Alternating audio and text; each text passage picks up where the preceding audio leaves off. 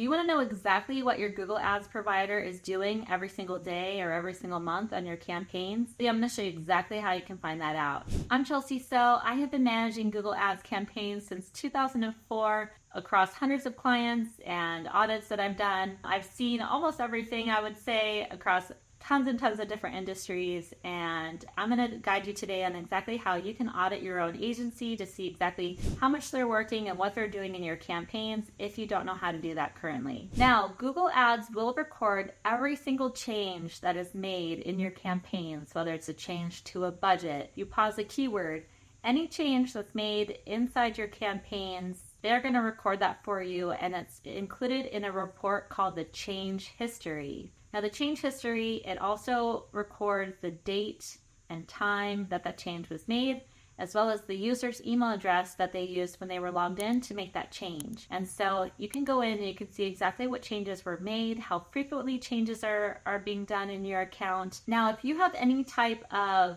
bot prevention tool like ClickCease or anything like that, that is going to bombard your change history with your IP address exclusions. So if you go to your change history and you see a long list of IP address exclusions, it's because of one of those tools like ClickCease. So it's really easy. What you need to do is just exclude that user email address. It's probably going to be one of your own company's email addresses. And then you can exclude that so you can see all the other users that are making changes in your campaign. Now, when you review your change history report and you see exactly how many changes are being made on a daily or monthly basis, you might be asking yourself, well, what's normal? What's too much? What's too little? And that really depends on how big your campaigns are, how much your ad spend is. If you have very little ad spend, you can expect very few changes just because you don't want to change too much too frequently. It's going to be too much to get good results. But if you're spending 5 to 6 figures a month, then you should have changes very frequently, at least 50 a month, I would say. Probably more. It really depends. And so that can come down to budget allocation optimizations, ad updates, keyword pausing, search term exclusions. There's lots of, negative keyword additions. There's lots of changes that are needed very frequently when you are spending that much money. And so if your campaigns are being properly managed, you should see those changes being made quite frequently in your account, but you should be able to get a good idea of, okay, this is how much I'm spending and this is how much work is being done. And what's also something to keep in mind is just because there's not a change for a day doesn't mean that eyes aren't being kept on it. So when you're monitoring Google Ads performance, sometimes the best thing to do is not change anything. And so you can check on campaigns and not actually make an adjustment.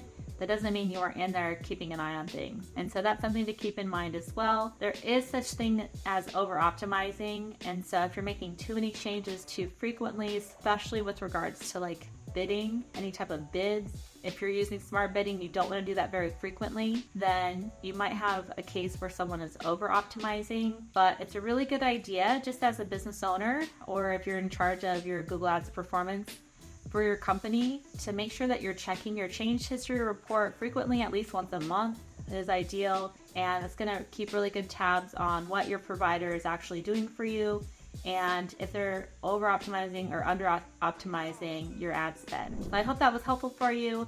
If you're interested in working with me and getting a free audit, I do offer an application to apply for that. There's a link in the description below. Also, I invite you to check out this video where you can learn more about how to audit your own campaigns for your business.